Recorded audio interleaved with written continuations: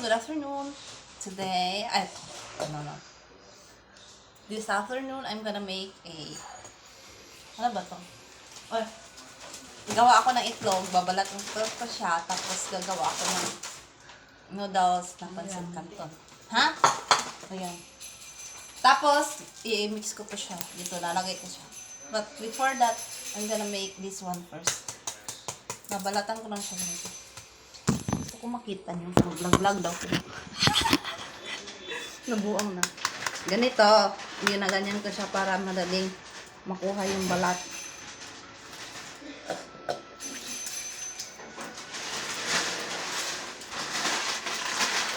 Naboboard ako ngayon, so I'm just making this one. Yan. Ang gusto ko nito sa itlog, wait lang. Pag niluluto siya, gusto ko yung malasado. Not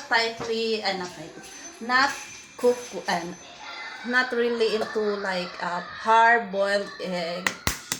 Gusto ko yung soft masyado. Yung malambot pagkainin. Para masarap. Ewan ko ba, basta gusto ko siya. Oh my gosh. Ito man ata yun.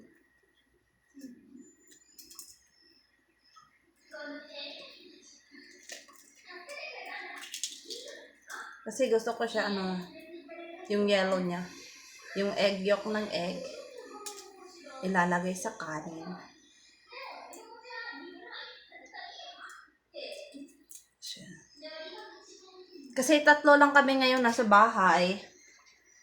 Nagpasyal yung iba namin kasama. Char! Ibang kasama. Kasama ba? Tama nga naman. Ano na din siya? Kailangan ko na siyang i-change. Kasi, oh my gosh! Ililipat ko na lang, ganito na lang. Ganyan. Tapos ito, parang nasira. So, tama na yan. Akin na lang ito.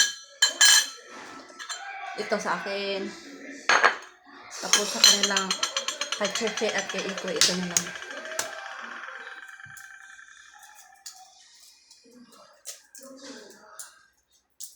Hindi ako masyadong magaling mag-get ng shell sa itlog. Itlog!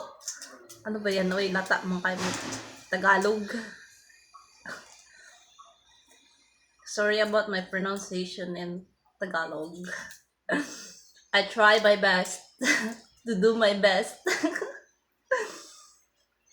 Ano ba yan, uy? Sinusubukan ko naman mag-Tagalog, pero hindi talaga kaya ng dila ko. Pinapakain nyo dyan, de.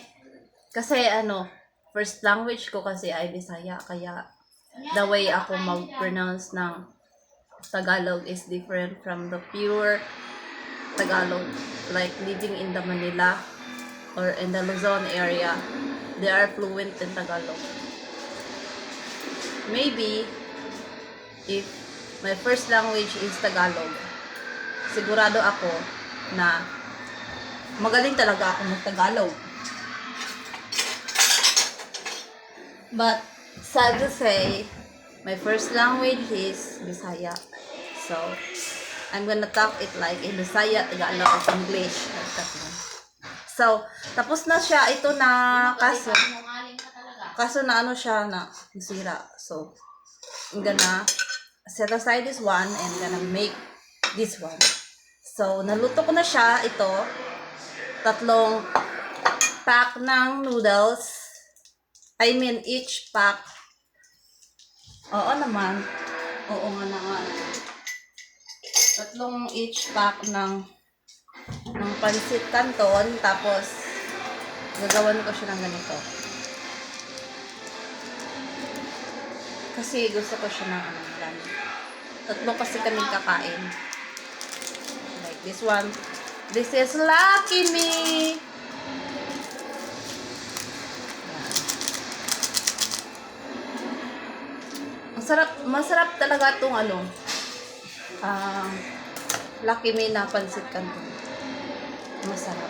Lami siya. Lami siya. Kani.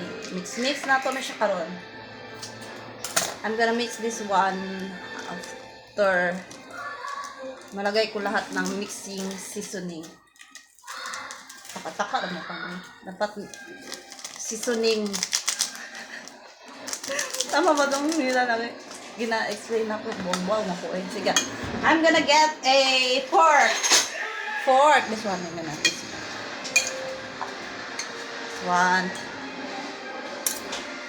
Kaya, ito ang lunch namin.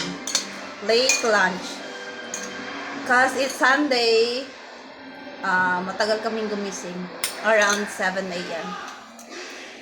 So, nag-breakfast kami mga 10 a.m. something. Kasi nagawa pa kami ng walis, naglinis ng paligid, naglinis ng CR, nagwalis ng sahig, ganyan. Gonna mop the floor. Also, I made a washing clothes for myself. Kasi isang linggo di ako naglaba. So, it is done. I'm gonna mix it. Hindi pa pala done. Dapat, gimix ko siya sa isang bowl. Sa isang yaong. Tapos doon ko gimix yung mga seasoning para paglagay ko dito, diluted na lahat. Naka-dilute, compost, pie. Bakit napunta sa compost? I mean, mix all the things na naka-dissolve talaga. So, this one. Ito na ang mami mo. Lucky me! Lucky me! So, taran! Kita ko nga, ayan, baka mahulog. Ito na siya. Tapos, nagluto ako ng seed ng marang. Kasi masarap siya. Para siyang mani-mani. Like, nuts. This one, like this. Maliit lang siya masyado. Bye, guys. We're going to eat our late lunch right now. Have a nice day.